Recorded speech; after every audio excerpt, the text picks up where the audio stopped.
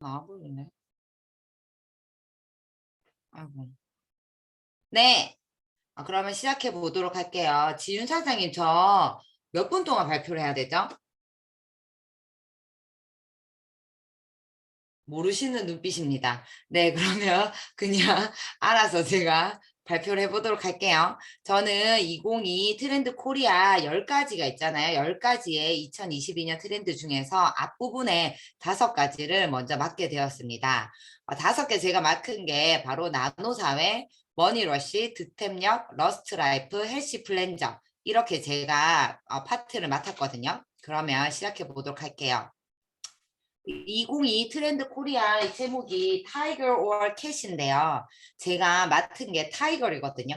그러니까 어떻게 보면 호랑이 같기도 하고 어떻게 보면 고양이 같기도 하고 자세히 보아야 보인다 이런 것처럼 지금 2022년도가 그런 해가 될 것 같다라는 거죠. 그 전에 있었던 해도 아니고 완전히 코로나가 지속되는 것도 아니고 그렇다고 완전히 바뀐 것도 아닌 아예 새로운 사회가 펼쳐지는 이 기점이 2022년이 아닌가라는 생각이 들고 그 첫 번째가 바로 나노 사회입니다. 나노 사회가 2022 트렌드 코리아의 가장 큰 핵심인데요. 사실 제가 한 4년 전부터 트렌드 코리아를 읽으면서 느낀 게 이게 점점 연결이 돼요. 그 연결이 되면서 점점 세분화되기도 하고 좀 더 확장되기도 하는데 이 나노사회라는 거, 이 나노가 10억 분의 1이라는 그런 개념이래요. 그래서 한마디로 개개인으로 파편화된 사회를 얘기하는데 나의 트렌드를 당신이 모르는 것이 요즘 트렌드.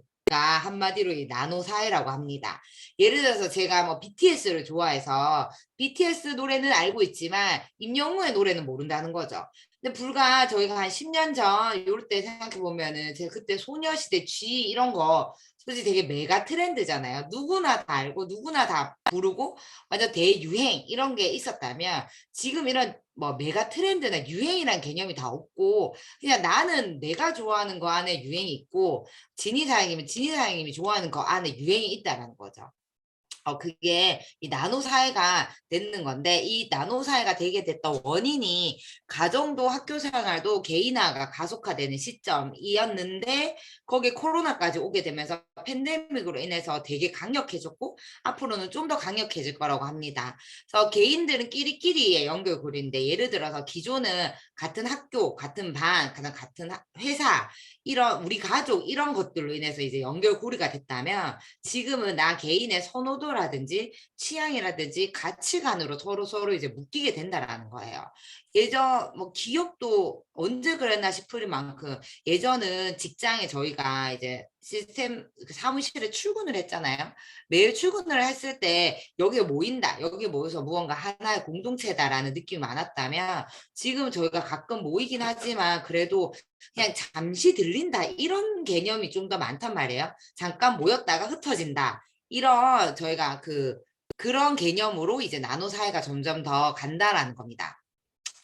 그러면 여기 나노 사회가 되면서부터 우리가 모든 책임이 단체에 있는 것이 아니라 개인이 지게 되면서 자신의 능력을 키우는데 사람들이 좀 더 많은 그런 고군분투를 한다는 거예요. 어, 예를 들어서 저희가 뉴스킨으로 예를 들면은 예전에는 사실 매일 출근을 하고 각자 잘하는 사장님들이 다 있어서 제가 굳이 제 역량을 키우려기보다 그냥 좀 뭐 이렇게 탑승했던 것들이 좀 더 많았던 것 같아요. 내가 보상 못 푸니까 보상 잘 푸는 뭐 형제 라인이나 스폰사님한테 이제 뭐 부탁을 한다거나 양자기를 못하면 또 그렇게 부탁을 한다거나 뭐 이런 식으로 제가 이제 뭐 엄청 부탁을 많이 하고 이랬었는데 이게 뭔가 더 셀 단위가 되고 나노 사회가 되면서 제 개인의 역량이 엄청 중요하게 되는 거예요. 물론 잘하는 사람이 계시지만 제가 SNS도 할 줄 알아야 되고 뭐 예를 들어서 보상도 풀 줄 알아야 되고 양장이라든지 데모도 내가 신입이라 그러니까 초기 사업자라 하더라도 해야 되는 그러니까 개인의 역량이 엄청 이렇게 능력을 키워야 되는 사회로 변하게 됩니다. 그래서 제가 이거 밑에 한 칸 띄운 게 제가 느낀 건데, 그래서 제가 느끼기에는 개개인에 맞춰진 서비스가 필요하다라는 거죠. 뉴스킨 안에서도 우리가 이렇게 큰 단체, 이렇게 해서 우리는 이렇게 가니까 우리 요 기업에 그거를 따라오세요. 이런 게 아니라 또 저희는 디비전 마케팅을 하고 있잖아요. 그 디비전 마케팅 안에서도 개개인의 맞춤으로 각자가 원하는 가치관이라든지 선호도가 다 다르기 때문에 그런 서비스가 꼭 그 소비자 맞춤형 서비스를 해나가기 위해서 노력을 해야 될 것 같고, 그랬을 때는 공감 능력이 절대로 필요하다라고 이제 여기서 되게 중요하다라고 생각이 들거든요. 나노사에서는 공감 능력이 되게 필요해서 공감 능력으로 인해서 같이 이제 연결고리를 맺게 된다라는 거죠. 뭐 옛날에는 뭐 덕질이라고 하죠. 덕질을 하면은 조금 부정적인 뜻도 살짝 포함이 되어 있었지만 요즘은 사회 경치나 뭐 정치나, 그래서 제가 어떠한 정치적인 성향을 가지고 있으면 예전에는 다른 성향의 생각도 들어봐야 되고 이런 것들이 약간 트렌드였다면 우리 이 사업을 하는 데 있어서 지금은 나와 같은 성향이 가진 사람들끼리 더 끈끈해져서 그 사람들끼리 더 생각을 공유하고 더 공감대를 형성해서 더 친밀한 관계를 맺는 게 요즘 트렌드라는 겁니다. 그렇지만 또 마음 한편으로는 나노사이긴 하지만 우리가 또 단체 생활을 그리워하고 안 할 수는 없잖아요.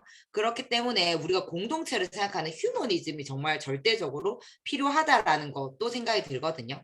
그래서 저희가 그 주말에 거기도 갔다 왔지만 이런 뭐라 해야지 문화, 우리가 또 스카이 문화, 뉴스킨 문화, 우리가 이 따뜻한 사람들이 모이는 문화에 대한 마케팅이라든지 그런 것도 필요하다고 느낌이 듭니다. 다음은 두 번째는 바로 머니러시입니다.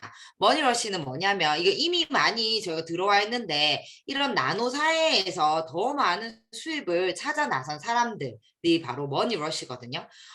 그러니까 아까 얘기했다시피 개개인의 역량이 되게 중요시 되고 뭐 내가 돈 못 버는 게 기업 탓도 아니고 나라 탓도 아니고 이제 내 탓이라는 거죠. 쉽게 얘기해서 우리는 이미 사실 뉴스킨 사업을 통해서 뭐 태어날 때 가난한 건 네 잘못이 아니지만 죽을 때 가난한 건 네 잘못이다 이런 것들을 사실 세미나에서 막 많이 들었지만 그 이전의 트렌드는 그렇지 않았지만 이제는 완벽하게 이런 트렌드로 넘어왔다는 거예요. 그래서 사람들이 이제 자기 밥그릇을 찾아서 떠나게 됐는데 그래서 수입의 다각화에 되게 많은 초점이 가 있습니다. 그래서 막 투자, 그다음 뭐 전업 투자자, 엔잡러 이런 것들이 해시태그로 엄청 많이 떠오르고 있죠. 실제로 SNS나 인스타그램을 보면은 이런 것들로 뭐 투잡이라든지 사업을 하시는 분들이 엄청 많죠. 저희가 뉴스긴 하지만 DM을 엄청 많이 받죠. 팔로우도 엄청 많이 하시고. 이게 바로 트렌드라고 하고 이게 바로 파이프라인. 저는 솔직히 이 머니러시 있는데 약간 소름이 돋더라고요. 드디어 우리의 세계가 왔다. 드디어 왔다. 이런 느낌이었거든요. 우리가 얘기 안 해도 이미 사람들이 이게 트렌드라는 거죠. 이 전전전 해쯤에 약간 뭐 소확행 이런 것들이 사실 그 약간 트렌드였잖아요. 어차피 돈 벌어가지고 내가 집 못 산다.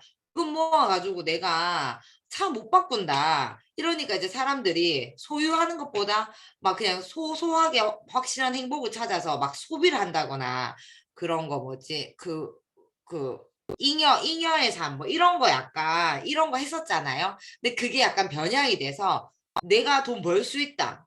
이제 돈 벌 수 있는데 월급으로는 안 되네. 그럼 딴 걸로 한번 벌어보자. 라고 이제 사람들의 욕구가 생기게 되는 거죠.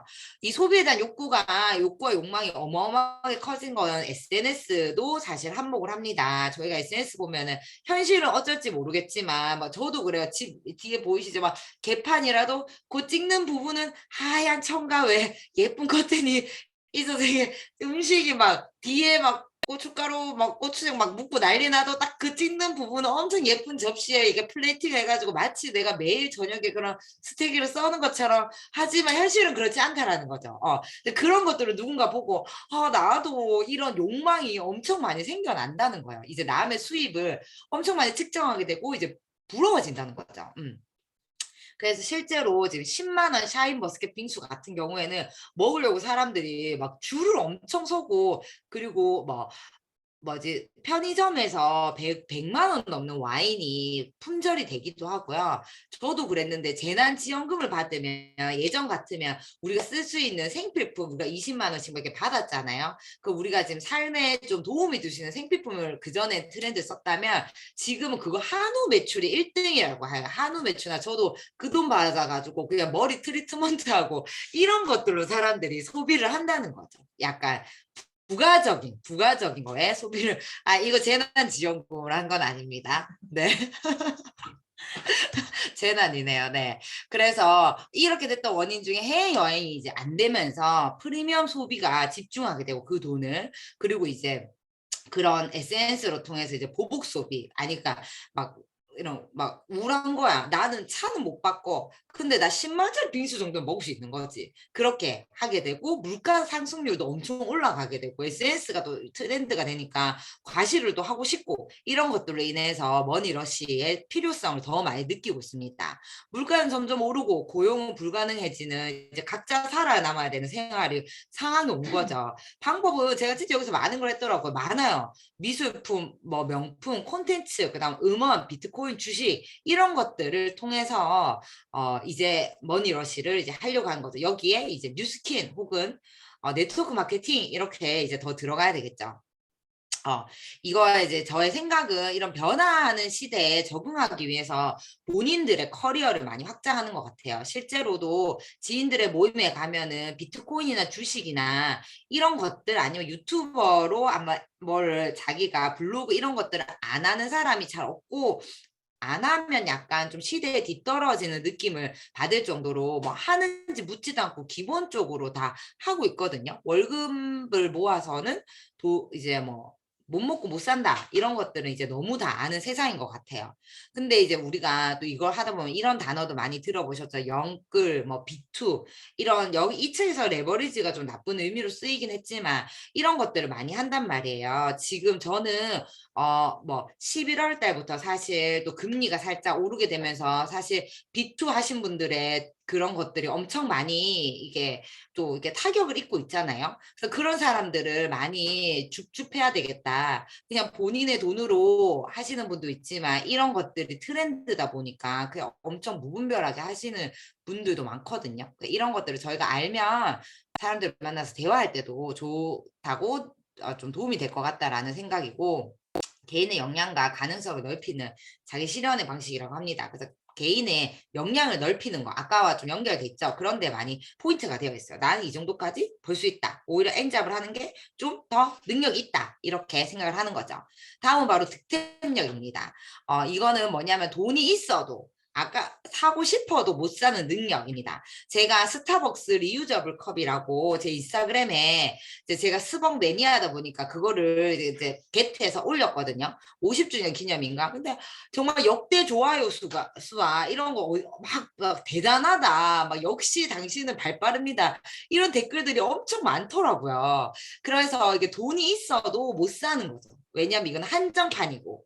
그래서 이런 것들의 능력을 바로 득템력이라고 합니다. 이 상품의 희소성이라는 건데, 그리고 한정판 마케팅, 그리고 화제성을 만들 수 있는 제품을 생산하거나 기획력의 확보가 필요하다라고 생각이 들고요. 저는 뭐 그런 거 많죠. 그때 예전에 김도현 사님께서 말씀해 주셨는데, 뭐, 운동화를 샀는데, 그 운동화가 되게 희귀템인 거야. 그래가지고, 오히려 그거를 리셀해가지고 돈을 벌거나, 이런 분들도 진짜 많거든요. 요새 지금 스타벅스 12월 31일까지 뭐, 다이어리 받고, 블랭켓 받고, 뭐 난리잖아요. 그거를 돈 주고 사는 게 낫거든요. 커피를 17잔이나 그냥 그것도 세 잔은 맛없는 거 내 취향 안도 아닌 것을 먹어가면서 그냥 그 다이어리 하나를 받는데 사실 그 다이어리가 중요한 게 아니라 내가 이것을 득템했다.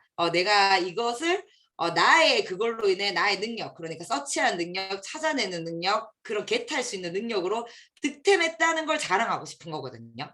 그래서 제가 또 생각한 게 우리가 또 굿즈 얘기를 했잖아요. 우리도 이제 뭐 이번에 판도라 그 팔찌도 이렇게 하는 것처럼 내가 무언가를 이렇게 득템했다, 희귀템으로 요 프로모션에는 제가 생각했던 거는 요 스카이 프로모션에는 요 굿즈를 득템했다. 그러면은 그 굿즈를 득템하기 위해서 또 나름의 그런 또 희소성 있는 그런 것들을 하면 좋을 것 같다라는 생각을 했습니다. 다음은 러스틱 라이프입니다. 러스틱은 시골풍의 투박한, 소박한 이런 뜻이거든요. 시골이라는 공간이 힙한 공간으로 변화하고 있는데 인파가 적은 시골이 안전한 곳으로 이렇게 인식이 되기 때문이에요. 실제로 코로나가 되면서 가장 많이 늘었던 그 경제 성장이 바로 했던 부분이 바로 캠핑이죠. 캠핑과 관련된 사업이 엄청 뜨고 있잖아요. 그게 바로 이 러스틱 라이프랑도 연관이 되어 있습니다. 왜냐면 뭐 밖에서는 아까 제가 얘기했잖아요. 신유 이사님, 이유 이사님 다 그냥 노지에서 만나야 된다고. 지금 카페에서도 못 보고 집에서 보거나 혹은 길바닥에서 봐야 되는데 이런 길바닥이 안전하고 여유롭고 그리고 사람들의 눈치를 보지 않는다는 그런 인식이 때문이에요. 두 번째 제가 또 집이나 길바닥에서 봐야 된다 하잖아요. 근데 집은 내가 어차피 사람들을 우리 집으로 만나게 되면 집 또한 이렇게 약간 도시의 북적북적 느끼는 것보다 너와 나의 공간 이런 곳으로 인식을 많이 한다는 거죠. 우리가 언택트가 가속화되면서 이제 그렇게 공간이 중요하지 않게 된 거예요. 내가 되게 지하철역에 가까이 살고 내가 되게 도시 중심에 있고 출퇴근 내가 회사와 거리가 되게 가깝고 이게 별로 중요하지 않는 게 바로 언택트 라이프 때문인 거거든요. 이게 그렇게 별로 중요하지 않다면 내가 이렇게 비싼 세를 주고 집에 살 필요가 있을까라는 생각으로 사람들이 외곽으로 해서 전원생활 대구에도 많죠. 전원생활의 중요성을 막 느끼면서 그리로 많이 가는 겁니다. 근데 그게 좀 힘들다 하시는 분은 일주일에 하루 이틀이라도 시골의 정치를 느껴보고 싶어서 시골향 라이프, 이게 듀얼 라이프, 일주일에 반은 시골에 살고 반은 도시에 살고 이런 분들도 되게 많고 이런 게 트렌드로 뷰 맛집, 고택에서의 하룻밤, 그다음 TV 프로그램에서도 요새 이런 게 진짜 많죠. 뭐 바퀴 달린 집이라든지 그냥 시골 그냥 집에 바퀴가 달려서 그런 경치 좋은 곳에 가면서 그냥 돌아다니면서 사는 거예요. 아니면 뭐 제주도 한 달 살기라든지 농촌 유학 프로그램 이런 것들을 뜨고 있고 도시에 뭐 그런 상황이 안 되시는 분들의 또 트렌드는 집에서 홈 가드닝이라든지 아니면 텃밭을 이렇게 기르는 게 또 트렌드라고 합니다. 그래서 제가 이게 러라벨이라고 하죠. 러스틱 라이프 밸런스. 그러니까 도시와 시골의 밸런스인데 저희가 또 스카이 프로모션 같은 거 하면은 뭐 이렇게 뭐 스카이 프로모션이든 뭐든 약간 이런 거 저는 생각했거든요. 이렇게 시골 어디에 가가지고 저희가 사실 뮤민하우스에도 이렇게 가는 이유가 그런 것들 때문이잖아요. 거기서 같이 좀 이게 이제는 여행을 가도 막 바쁘게 이곳저곳을 다니는 게 트렌드가 아니라 한 곳에서 한 일주일, 3일 그냥 그곳에서 아무것도 하지 않는 여행 이런 것들이 트렌드이기 때문에 그런 슬로우 라이프가 앞으로의 2022년에 대세라고 합니다. 전원생활 이사 가야 되나 이런 생각도 했어요. 자, 마지막으로 헬시 플레저입니다. 이것도 좀 소름 돋는 부분 중에 하나였는데 건강 관리를 즐겁고 트렌드하게 작년에 오하운이 트렌드였잖아요. 오늘 하루 운동 여기서 좀 더 확장됐는데 다이어트라고 하면 일단 굶고 맛없는 닭가슴살 먹고 이런 것들이 사실 딱 우리가 박혀있는 생각이잖아요. 하지만 아까 나노 사회부터 시작해서 자기 개발 역량이 필요하기 때문에 그럼에도 불구하고 이런 걸 해야 한다 이런 게 있었지만 지금 2022년은 그렇지 않다는 거야. 다이어트도 재미있게 하겠다. 지속 가능하게 하겠다. 쾌락이랑 같이 하겠다라는 게 바로 헬시 플레저의 내용입니다. 세 가지로 볼 수 있는데요. 식단 관리, 피로 관리, 멘탈 관리거든요. 식단 관리는 무설탕 아이스크림, 뭐 곤약 떡볶이 이런 거 있잖아요. 특이한 맛, 간편한 포장, 닭가슴살도 맛있는 떡볶이 맛 닭가슴살 이런 것들을 먹는 거예요. 우리 보면은 이제 거기 부산에 가서 교육받고 오신 분이 70%만 몸에 좋은 걸 먹고 삶의 질이 진짜 중요하기 때문에 30% 정도는 네가 먹고 싶은 거 먹어도 된다 이렇게 이야기를 했잖아요. 전 그 얘기를 듣는데 마음에 막 위로를 받는 것 같고 막 치유가 되는 그런 느낌이었단 말이에요. 안 그래도 저희 지금 고병사 도영교사님 막 엄청 쪼거든요. 막 해라, 말아라, 먹지 마라, 니는 떡볶이가 문제다, 막 이런 얘기를 할 때, 막 이런데 갑자기 먹어도 된다. 70%만 네가 지킨다면 이런 얘기 들으니까, 약간 갑자기 행복해지는 그런 거죠. 그리고 피로 관리로는 지금 TV에서도 진짜 많이 나오고 있지만, 마사지 건이라든지, 그 다음 뭐 안마의자 종류가 엄청 많이 나오잖아요. 집에 그런 1인용 소파 같은 것도 요새는 리클라이너가 엄청 대세잖아요. 그런 거라든지, 탈모 샴푸, 요새는 이게 50대들의 약간 그런 아이템이었다면 이제 20대들도 탈모 샴푸, 탈모 관리, 그다음 수면 측정 앱 이런 것들이 엄청 트렌드가 된다고 합니다. 어제 제가 운동을 했거든요. 뉴스킨에서 하는 그거 있잖아요. 주민나우를 1시간 운동을 했는데 저는 1시간 운동을 하고 막 땀 흘리는 뭐 그런 인증샷을 찍었는데 유승현 사장님이 그 앱으로 딱 1시간 운동했다는 걸 애플 워치를 딱 보여주는데 아 사고 싶더라고요. 그래 우리가 또 막 공부한다면서 여행사에 저랑 막 물어봤거든요. 그래서 제가 진짜 트렌드를 정말 잘 따라가는 사람이다라는 걸 제가 이 책을 읽으면서 느꼈어요. 그런 것들이 엄청 트렌드화 된다라는 거죠. 그다음 멘탈 관리, 많이 들어보셨죠? 불멍, 물멍, 항멍 이런 거 있잖아요. 향멍, 그다음 뭐 타로, 점성술 이런 것들로 멘탈 관리를 이제 멘탈 관리도 이제 트렌드가 된다고 합니다. 요거의 이제 핵심은 우리가 나라가 점점 치료의학에서 예방의학으로 변하는 2022년이 바로 그 첫걸음이라는 거예요. 얼리 케어. 그러니까 이제는 아프면 무조건 병원에 가서 고쳤는데 우리 혼자 양자기 하고 쇠가 빠지게 해도 애들이 아프면 병원 간다. 삼시세끼 밥만 먹으면 되지 뭐. 약간 이런 트렌드에서 이제는 예방을 안 아픈데도 내가 내 몸 케어를 위해서 케어를 하겠다. 근데 그 얼리 케어 시스템이 여러 개가 있잖아요. 그런 것들을 먼저 선점하는 거에 그런 게임이라고 합니다. 저는 그렇게 많이 느꼈거든요. 흥분했네요. 그래서 제가 몸깨달, 두깨달이 사실 지금 트렌드가 너무 맞아 떨어져가지고 진짜 소름 돋았거든요.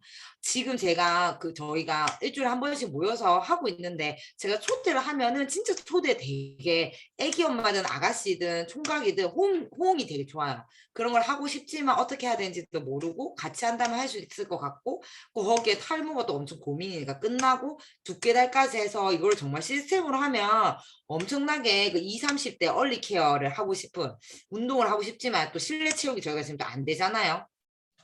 이런데 되게 방향성이 잘 잡히겠다라는 그런 것들을 느꼈습니다. 네, 제가 준비한 건 여기까지고요. 한마디로 2022년에도 화이팅 하자라는 이야기였습니다. 이상입니다. 내러티브 작공까지 했고요. 네, 첫 번째로 엑스틴 is back이라고 해서 X세대 1965년, 1979년생들을 말하는데 대한민국 소비시장에서 가장 중요한 세대고요. 근데 이 중에서도 엑스틴은 10대 시절의 문화적, 사회적 토양이 현재의 소비에 큰 영향을 미치고 있는 1970년대생을 지칭한다고 해요. 그래서 XT는 10대 자녀와 라이프 스타일을 공유하는 세대고 10대 같은 사고방식과 라이프 스타일을 가진 젊은 40대. 그래서 페이지 307쪽에 보시면 이제 이분들의 생활 그 전에 있었던 그런 것들도 좀 봐야 된다고 이야기를 하더라고요. 민주사회로의 이행이라든지 소비 사회로의 진입, 아날로그에서 디지털로의 전환, 대중문화의 폭발적 확산 등 현대 사회 전환점을 전후 모두 경험했는 그런 세대고요. 그래서 왜 2022년에 엑스틴을 주목해야 되고 이렇게 책에 나오냐 하면 이 지금 40대 분들이 인구 규모가 크고 지출이 많은 세대대예요. 그래서 온 오프 라인을 자유롭게 넘나들고 있고 트렌드에 관심이 높으며 새로운 기술이나 서비스에 대한 태도가 열려 있다라고 해서 제가 조금 이 부분을 생각해 보니까 40대 이후 분들은 이제 인터넷 사용들이 조금 어려우세요. 저희가 이제 코로나로 접어들면서 이게 잘못 말한 거고요. 저희 부모님을 생각하니까 조금 그런 주위에 조금 힘들어 하시는 분들이 계시더라고요. 그래가지고 갑자기 그런데 40대 분들은 인터넷 코로나가 했지만 뭐 밖에서 하던 쇼핑들을 인터넷으로 자유자재로 하고 있고 그리고 주목해야 할 엑스틴의 라이프 스타일은 고정관념에 도전하는 깬 세대 성적 구분에도 자유롭고 대표적 분야로 뷰티라고 오빠 부대라고 해서 남자라서 화장을 안 해야지 이런 게 아니라 오히려 그쪽에 더 관심이 많다. 그리고 자본주의 키즈에서 자본주의 어른으로 어렸을 때 이런 거를 엑스틴이 10대 때 소비 권장 시대 전환기라고 해서 자기 관리와 성장 이런 거에 관심이 많았는데 그 오프라인에서 온라인으로 전환을 했죠. 코로나가 터지면서. 그리고 Z세대의 인싸력을 장착하다. 이게 엄마, 아빠 세대라고 해서 사진을 찍을 때 그냥 셀카로 찍는다 이런 게 아니라 10대 자녀와 공유하면서 틱톡도 찍고 프로필을 봤을 때 카톡에 필터가 좀 사용됐다. 그리고 이런 분들은 좀 40대. 그래서 위세대와 아래세대 사이에 길을 잃고 있는 게 엑스틴이고요. 엑스틴 이즈백이라고 해서 이분들 정만미 시사점으로는 대한민국의 허리이자 소비시장의 핵심이라고 하면서 엑스틴 소비자를 세밀하게 분석해야 되는데 디테일한 차이를 포착해내는 것이 중요하고 단순히 그냥 인터넷 뭐 이런 게 아니라 지류 광고 그리고 카톡 광고 이런 거 소비를 하실 때 이런 걸 잘 보신다. 그래서 정보성 콘텐츠를 해서 내용을 좀 넣어가지고 카톡으로 활용하시는 것도 좋을 것 같고 세분화된 접근법이라고 해서 단순히 40대라고 해서 다 똑같아가 아니라 40대 초반 후반으로 나누어서 조금 생각을 해라. 그리고 당분간 대한민국 소비 시장은 엑스틴이 이끌고 갈 것이라고 해서 이 부분에서는 제가 생각했는 게 40대는 내가 휘어잡아야겠다라는 생각이 조금 들었어요. 소비는 다 내가 하게 하리라 뉴스킨 제품으로 이런 걸 조금 느꼈고 그리고 바른 생활 루틴이라고 해서 저희가 지금 저희 팀에서도 그 루틴 잡기 하시는 분이라든지 뭐 저도 사실은 루틴을 잡아야겠다라는 이야기를 한 번씩 하는데 루틴이라는 게 매일 수행하는 습관이나 절차를 의미하는데 바른 루틴이는 외부의 통제가 현저히 줄어든 상황에서 자기만의 일상을 지키고자 노력하는 요즘 사람들을 말하고요. 중요 가치는 아무것도 아닌 평범한 인생이지만 그 인생에 최선을 다하겠다라는 거를 이제 가치로 두고 활동하는데 습관이랑 루틴을 조금 차이가 나오는데 습관은 의식적으로 혹은 무의식적으로 반복하는 행동의 집체 그리고 루틴은 의식적으로 반복하기 위해서 세운 계획 또는 일련의 행동이라고 합니다. 그래서 바른 생활 루틴이가 되는 법에는 이렇게 세 가지가 나오는데 첫 번째로 목표의 날을 꽁꽁 묶어라. 자기 묶기. 그래서 부정적 행동이 발생하지 않도록 미리 프레임을 씌우는 거라고 해서 동기부여, 바디 프로필 찍을 때 저희가 사실은 뭐 5만 원, 10만 원 적은 금액이 아니라 큰 금액이 들잖아요. 그래서 이렇게 조금 목표를 두고 60만 원뭐 바디 프로필 지금 6, 70만 원 기본적으로 든다고 하더라고요. 내가 이만큼 투자를 해서 하는데 제대로 해야지.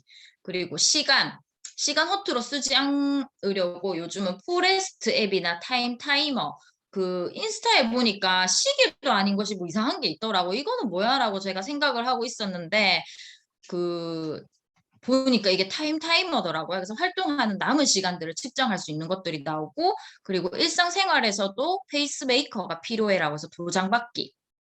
저희가 올림픽 할 때 페이스메이커 그거 생각하시면 조금 이해하시기 쉽지 않겠나라는 생각이 들고 루틴에 집중하도록 타인의 힘을 빌려 강제하는 전략. 그래서 스터디 위드미 열품타 인스타를 보면서 제가 들었던 생각이 왜 자기 공부하는 걸 저렇게 열심히 찍어서 올릴까 이런 거를 생각을 했었는데 보니까 이 책을 읽으면서 조금 이해가 되더라고요. 그것도 하나만의 자기 루틴이더라고요.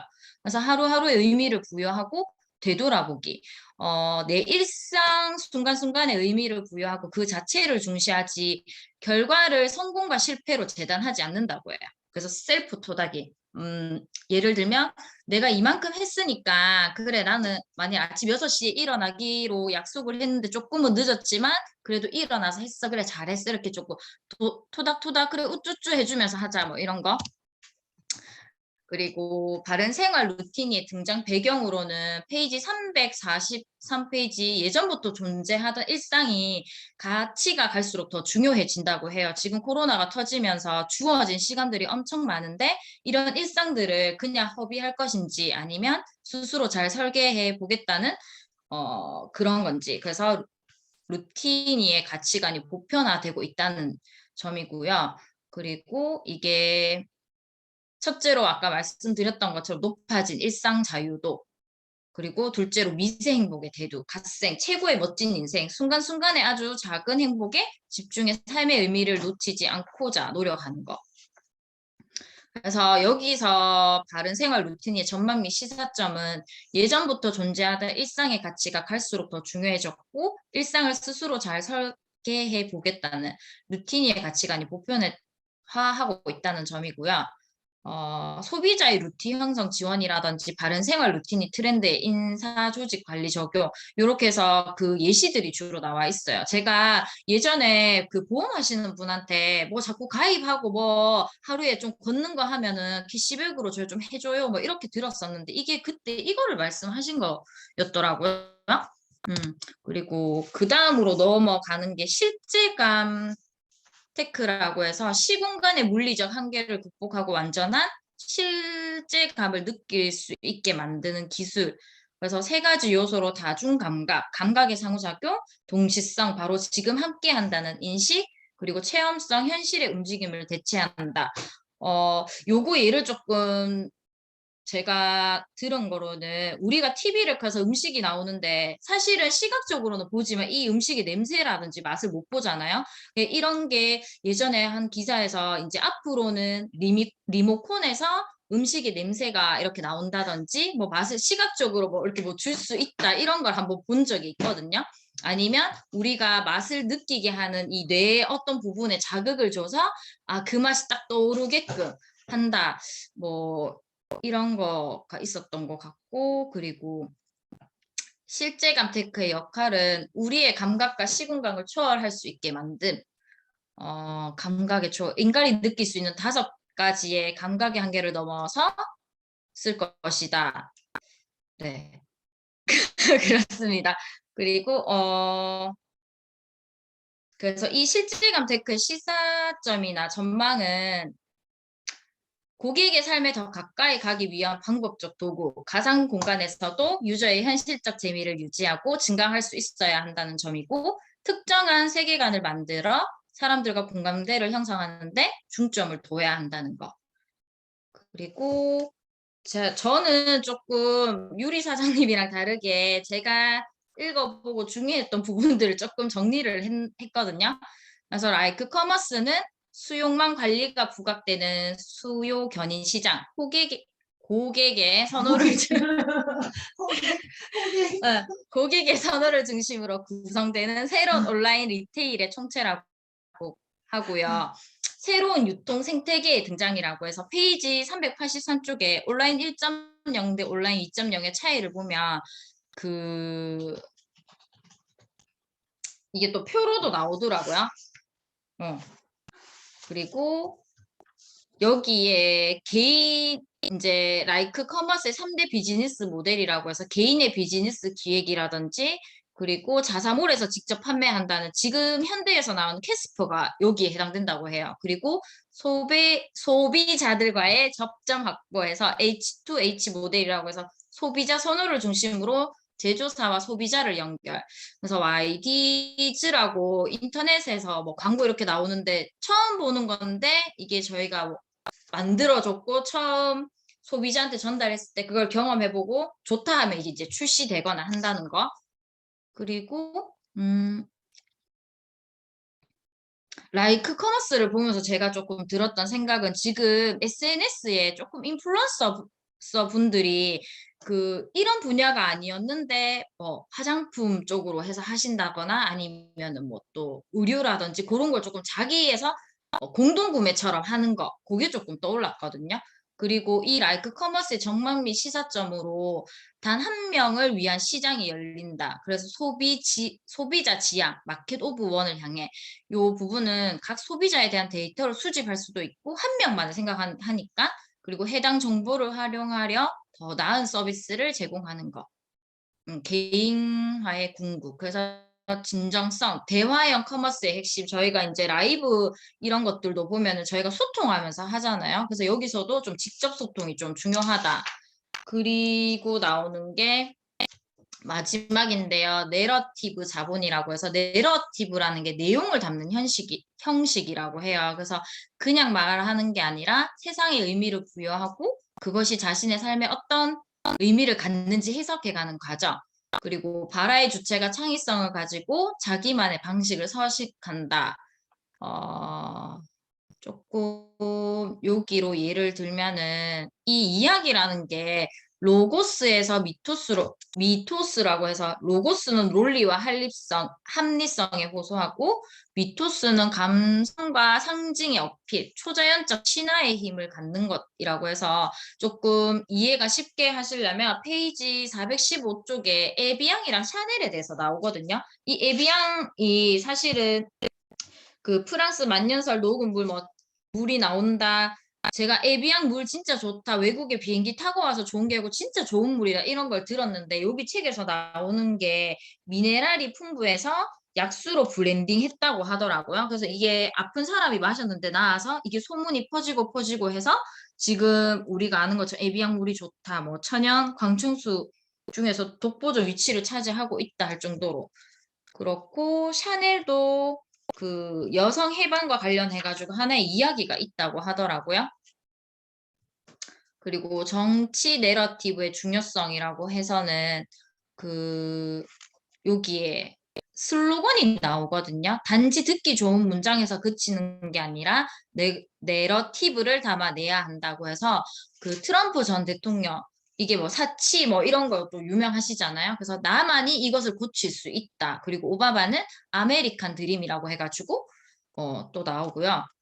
그래서 내러티브의 자본 요거에 조금 전망이나 시사점으로 제가 마지막으로 좀 들었던 생각은 나만의 스토리, 그러니까 나만의 내러티브는 무엇인가를 한번 생각해보고 그걸로 조금 내용을 담아야겠다라는 생각을 했던 부분이었던 것 같습니다. 네. 부족하지만 들어주셔서 감사합니다.